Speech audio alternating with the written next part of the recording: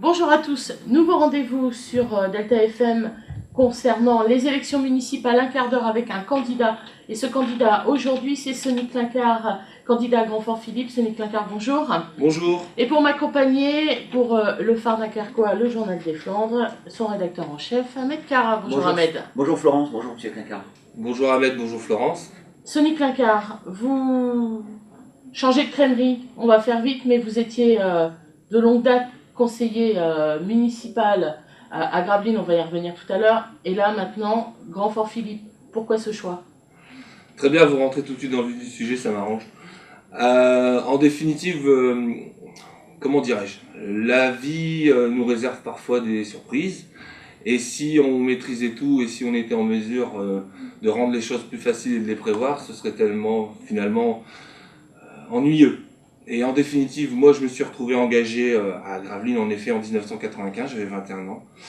J'ai donc siégé dans le conseil municipal dans un premier temps dans la majorité. Vous en avez 39, histoire de montrer l'expérience. Voilà, donc j'ai fait 2 mandats, un mandat dans la majorité, conseil municipal délégué, et ensuite adjoint au maire, pour finalement rester dans l'opposition en siégeant donc de 2001 à 2008, et je suis allé au bout d'une certaine logique, aussi sollicité par l'entourage que j'avais à l'époque, puisque nous avions créé un GAM, un groupe d'action municipale, et je me suis retrouvé candidat.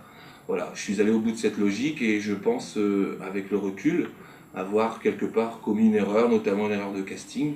Et je trouve qu'en politique, on n'entend pas assez nos politiques reconnaître quand ils font des erreurs. Moi, je le dis simplement, sincèrement. Ceci dit, maintenant, vous avez fait un break, vous êtes parti en cours de mandat, vous avez fait un break. Il vous a apporté quelque chose, une certaine sérénité, un point de vue différent? Oui, tout à fait. En 2008, pratiquement dans la foulée, après avoir perdu les élections, je me suis dit, bon, je vais souffler, je vais me recentrer sur ma famille. Je revendique quelque part aussi cette expérience dont vous faisiez allusion, cette espèce de portefeuille de compétences que j'ai acquise. Et j'ai profité donc pour me consacrer davantage à ma famille, mes enfants, comme tout à chacun, en tout cas ceux qui en ont, à mon travail. Et puis de fil en aiguille, il est arrivé quelque chose qu'on ne prévoit pas toujours, et qui arrive aussi en politique, un coup de cœur, un coup de foudre à Grand-Fort-Philippe. Voilà, ça fait 10 ans que je travaille à Grand-Fort-Philippe, ma femme est de Grand-Fort-Philippe, ma belle famille, il faut la soigner, elle est de Grand-Fort-Philippe, mes centres d'intérêt, mes amis, ma première licence de football, comme je disais tout à l'heure en aparté, je l'ai signée à Grand-Fort-Philippe en 93. J'ai été scolarisé à Grand-Fort-Philippe en 83, mes parents ont tenu commerce. Bref, mon grand-père est de Grand-Fort. Je suis à Grand-Fort de cœur et presque de sang, même si j'aime pas dire ça.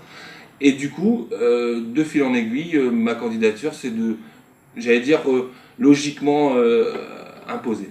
Et puis, elle s'impose aussi peut-être parce que vous préférez avoir la main sur vos dossiers, plutôt qu'être conseiller municipal où on est dans l'opposition permanente, qui paralyse parfois d'ailleurs certaines décisions. C'est aussi ça l'idée? Voilà, c'est ça. Je sais par expérience qu'on peut être frustré quand on siège dans un conseil municipal où on n'a pas la possibilité d'actionner les bons leviers. Et c'est vrai que, au regard de la situation locale, qui me semble-t-il n'est vraiment pas florissante, j'ai choisi de prendre mes responsabilités, en ne choisissant pas non plus la facilité, c'est vrai, mais voilà, j'ai eu envie de me lancer. Alors, vous soignez votre belle famille, demain il va falloir séduire les habitants de Grand-Fort-Philippe. Ouais. Vous avez des projets, votre leitmotiv c'est de sortir Grand-Fort-Philippe de l'isolement. Vous avez le sentiment que c'est un peu... cette commune elle est dans l'ombre. C'est ça, il faut sortir de l'isolement et de l'impasse. C'est une commune qui est géographiquement, j'allais dire, enclavée, donc pour la désenclaver, il n'y a pas de mystère, vous savez par quoi ça passe, la construction, le développement du territoire. Or, on est enclavé de par le fait que on a une commune qui est à la lisière entre le Nord Pas-de-Calais, et qui est à l'extrémité du territoire communautaire. Donc pour la désenclaver, pour la sortir de l'isolement, il faut solliciter à bon escient les leviers qui sont l'intercommunalité, la communauté urbaine de Dunkerque, le CIVOM de la et de la Colme, le tout nouveau CIVOM qui vient de se créer. D'ailleurs, j'observe que Grand-Fort-Philippe, après en être sorti pendant 8 ans, réintègre d'un seul coup ce CIVOM de la, ce syndicat. En tout cas, en effet, le maire sortant sollicite d'y entrer. Ça vous étonne? Oui et non, disons que j'en suis content, j'en suis heureux. Je pense ne pas y être étranger parce que j'ai mis le doigt là-dessus, il y a un petit moment déjà. On vous vole votre idée. Non, j'irai pas jusque-là parce que bon, disons que... Ça vous surprend que voilà, la veille d'élection, d'un seul coup, on se réveille en disant bah, moi voilà. je voudrais bien y aller. Bah, je pense que le CIVOM de la à l'époque, qui est devenu le CIVOM de la Lacom, en tout cas ses représentants au niveau de son exécutif, sans parler à leur place, regrettaient et faisaient savoir fortement qu'ils regrettaient que Grandfort ne joue pas le jeu quelque part de l'intercommunalité et reste dans l'isolement. Ce qui fait que de fil en aiguille, en s'associant finalement dans l'intention et dans les bonnes idées, le maire sortant a fini par se rendre à l'évidence. Maintenant, ce qui est un peu surprenant, c'est qu'on annonce ça, finalement sans l'annoncer publiquement à la population. On présente une délibération d'intention qui a été actée en 2013 décembre et qui fera que Grandfort Philippe, quoi qu'il arrive, rentrera dans le CIVOM de la au 1er janvier 2015. Mais on ne va pas jusqu'au bout de la réflexion et de l'association. Moi, je suis très attaché à la concertation et au fait que les gens puissent être informés de ce qui se passe et qu'ils puissent aussi s'occuper de ce qui les regarde. Et en définitive, on ne nous dit pas, un, combien ça va coûter. Moi, je peux vous le dire, ça va coûter 68 000 € l'adhésion. Et deux, qu'est-ce qu'on va y faire, qu'est-ce qu'on a envie d'y faire et pourquoi on veut siéger au CIVOM de l'Art. Au même titre que pour revenir sur la communauté urbaine, j'observe que Grandfort appartient à la communauté urbaine depuis 1984. Et ce mandat-là aura aussi cette particularité, 2008-2014, où Grandfort Philippe aura été la seule ville de tout le territoire communautaire à ne pas avoir sollicité, par exemple, ce qu'on appelle les fonds de concours communautaires. D'ailleurs, des subventions pour aider à la réalisation d'équipements, etc., etc. Voilà, sur le plan local, c'est porté. Est-ce que c'est pas du protectionnisme à la Grandfort philippoise, c'est-à-dire que c'est une commune quand même un petit peu repliée sur elle-même aujourd'hui. Votre objectif, c'est de l'ouvrir, mais comment? Bah j'allais dire, c'est un peu pompeux, mais je le dis parce que je réfléchis à vote. L'idée, c'est aussi enfin de faire rentrer Grandfort dans le 21e siècle. C'est de faire en sorte qu'on puisse l'ouvrir en termes de communication, on puisse lui permettre de lui donner les moyens d'avoir une information qui n'est plus que empirique et qui est partagée, qu'on puisse lui permettre aussi de développer. Vous savez, ce qui manque beaucoup à Grandfort Philippe, c'est les services publics. Il manque de structuration au niveau des services de la mairie. Et ça, c'est concrètement, aussi, si on doit donner un ou deux exemples. Bah, la mairie de Grandfort, par exemple, et le personnel est vraiment méritant, parce que vous savez, à Grandfort, on n'a pas de moyens, mais on a du cœur et de l'imagination, et on a de l'énergie, on sait ce que c'est que de devoir donner de soi. Mais je pense qu'il faut davantage structurer la mairie en tant que telle pour permettre à ses habitants et même au personnel d'avoir des meilleurs outils, des meilleurs leviers et d'être plus efficace au service de l'intérêt général sur le territoire de la commune. Et il y a aussi des partenaires qui doivent intervenir davantage sur le plan de la commune. Et en effet, tout ça fait qu'aujourd'hui ça n'existe pas et on est dans un espèce d'isolement et où on est sur un repli. Or, faire intervenir des services sur la commune pour lui permettre de donner aux habitants les moyens d'être informés et d'agir, ça me semble être quelque chose de tout à fait plausible. Je prends un exemple, je passe mon temps en ce moment à aller dans des familles, j'organise des réunions chez l'habitant, donc j'y vais voilà, comme je suis là, en discutant, en échangeant, et quand je vais chez des familles dont les logements sont vieillissants, c'est moi qui leur apprends que s'ils ont un problème de rénovation, de restructuration dans leur logement, ou même d'accessibilité, il existe des leviers tels que la communauté urbaine ou la PAM, dont le directeur est à mes côtés, Gilles Canet dans l'équipe, pour pouvoir justement aider les locataires, voire les propriétaires, à se sortir un petit peu de cette impasse. C'est aussi ça finalement, l'impasse dans laquelle on est plongé à Grandfort Philippe. Ahmed Kara, du Farnacarquois, Journal des Flandres. Donc plus de sollicitations de la communauté urbaine de Dunkerque, plus de sollicitations, on imagine, du CIVOM demain, du conseil général, du conseil régional. L'idée, c'est de faire la chasse aux subventions pour compenser un petit peu le manque de moyens de Grandfort Philippe, c'est ça l'idée? Exactement, c'est tout à fait ça. C'est, comme je le disais en plaisantant, on n'a pas de moyens, on a du cœur, on a de l'imagination, cela dit... des idées? Des idées, oui, des idées on en a, parce que bon, il faut... Avant d'avoir en effet, comment dirais-je, la volonté de solliciter des subventions ou d'actionner des leviers, il faut avoir des idées, il faut avoir des projets, il faut avoir du concret. Maintenant, il faut se rendre aussi à l'évidence, toute proportion gardée. La ville de Grandfort fait qu'on va davantage intervenir sur le cadre de vie, on va davantage intervenir à travers le CIVOM de la communauté urbaine et d'autres partenaires sur l'amélioration justement de ce cadre de vie. Ça passe par un réagencement, un redéploiement justement des services, un réaménagement de la commune, une dynamisation au niveau de du tourisme notamment, parce que Grandfort a du potentiel, a des atouts. Son territoire est vraiment charmant quand on accueille des gens de l'extérieur.